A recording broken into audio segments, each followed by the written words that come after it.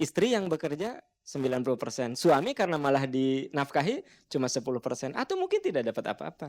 Saya yang mengeluarkan darah, keringat, dan air mata, tapi saya harus memberikannya. Saya ikhlas kalau untuk sedekah. Pada awalnya saya ikhlas, tapi karena prosesnya diperpanjang, dipersulit. Ketidakikhlasan Huges membagi hartanya kepada Afin mungkin juga dipicu oleh kabar tentang perselingkuhan Afin. Kissinger May, adik Huges, dengan berani bersaksi.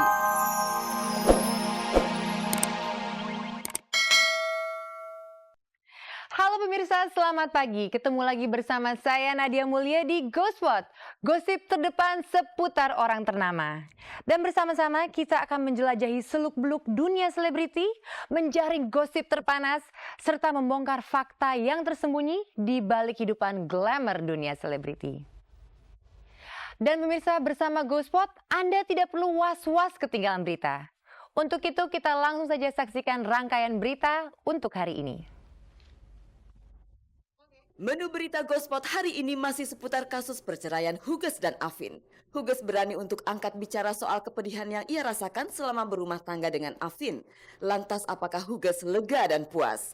Berita selanjutnya datang dari Nini Carlina dan Kak Seto yang ikut bergabung dalam Lembaga Hak Anak dan Perempuan Indonesia. Berita lainnya akan hadir dari Lucky Elemen, Iwan Fals, dan Sofia Lacuba. Berita selengkapnya hadir sesaat lagi di Ghostpot, gosip terdepan seputar orang ternama. Pemirsa, pengakuan Huges yang kontroversial telah mengundang pro dan kontra di antara Anda. Ada yang merasa kasihan kepada Huges dan ada juga yang menghujat Afin. Pemirsa, kira-kira apa yang Anda lakukan jika Anda menjadi Huges? Nah, sekarang pemirsa tidak perlu berandai-andai lagi dan kita saksikan langkah Huges selanjutnya. Setelah dia membeberkan rahasia pernikahannya dan semuanya tentu hanya ada di Ghostpot.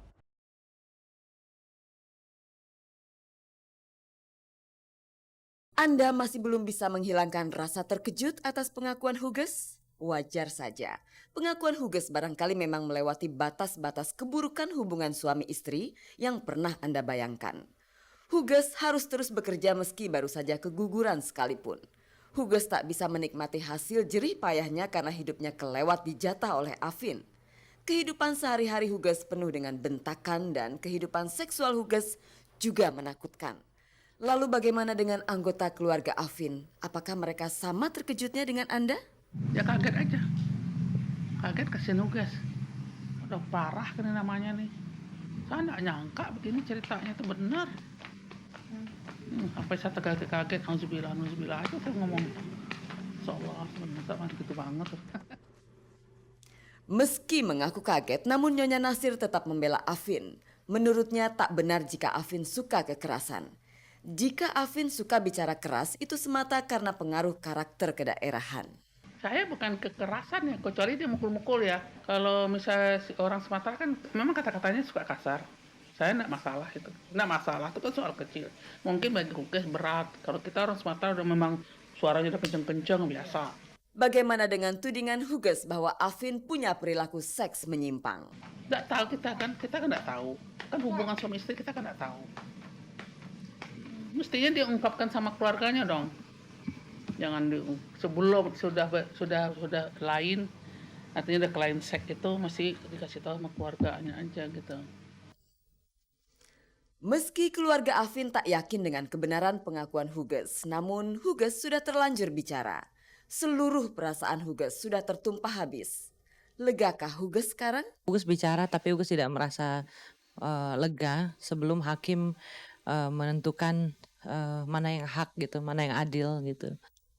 Pengakuan tanpa tedeng aling-aling dari mulut Huges tentu membuat banyak orang terperangah. Dari sekian banyak orang itu pasti tak semuanya simpati dengan cara Huges membuka aib suaminya. Apakah Huges siap menanggung resiko akibat dari semua perkataannya?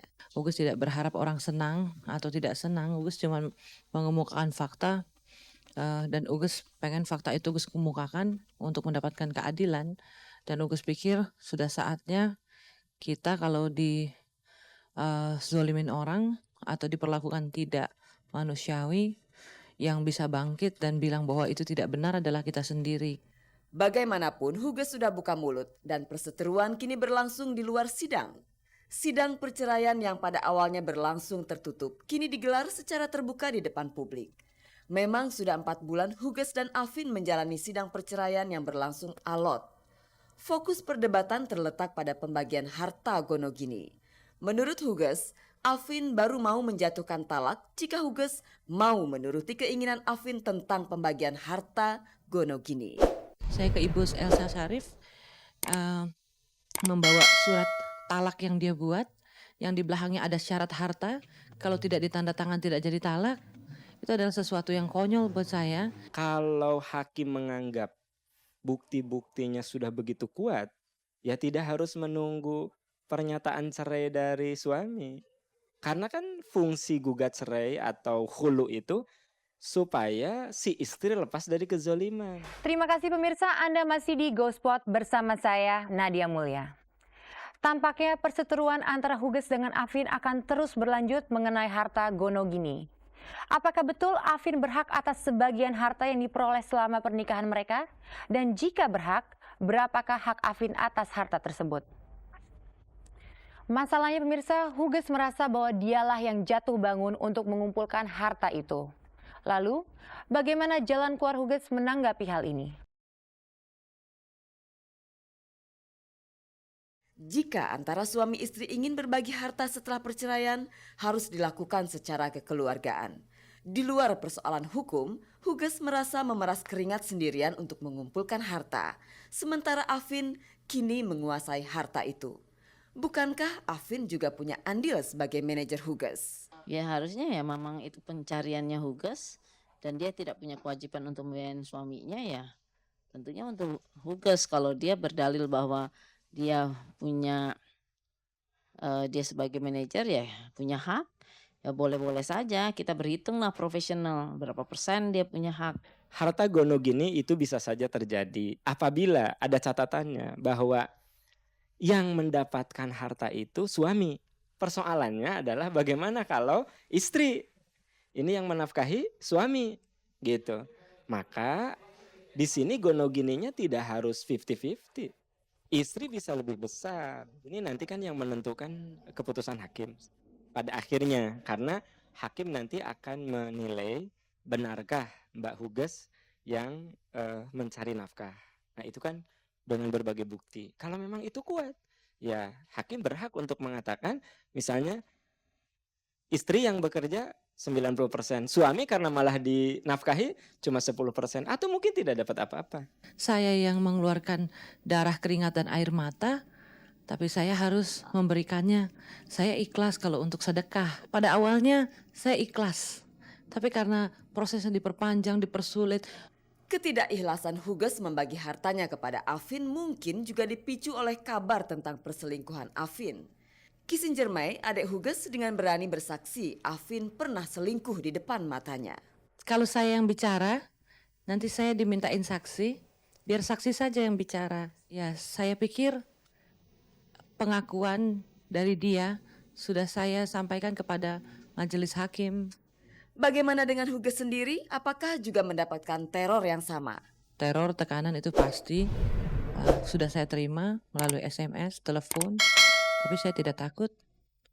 Saya sudah 3,5 tahun hidup lebih takut dari itu. Benarkah Afin menyebarkan teror kepada istri dan adik iparnya? Afin sendiri kabarnya sedang mempersiapkan bantahan atas semua pengakuan Huges. Dalam waktu dekat, Afin akan menggelar jumpa pers. Sementara itu hari ini, Huges dan pengacaranya akan melapor ke Polres Jakarta Selatan. Ada baiknya Huges bawa ke polisi dulu, baru nanti kita proses belakangan. Huges bicarakan dengan Ibu Elsa dulu tentang SMS yang masuk. Saya masih kasih celah buat dia untuk punya masa depan. Saya nggak mau saya punya masa depan juga terganggu, dia juga punya masa depan. Kembali lagi di GoSpot dan kembali lagi bersama saya Nadia Mulya. Pemirsa, tampaknya semakin rumit saja perkembangan dari kasus perceraian Huges dan Afin. Dan juga di tengah maraknya isu kekerasan terhadap perempuan dalam rumah tangga, Nini Carlina bergabung dalam sebuah lembaga swadaya masyarakat yang mengangkat isu soal kekerasan terhadap perempuan dan anak. Pemirsa, jangan-jangan Nini sendiri pernah menjadi korban kekerasan dalam rumah tangga.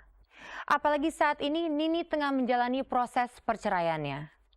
Kita saksikan penuturan Nini tentunya hanya di GoSpot.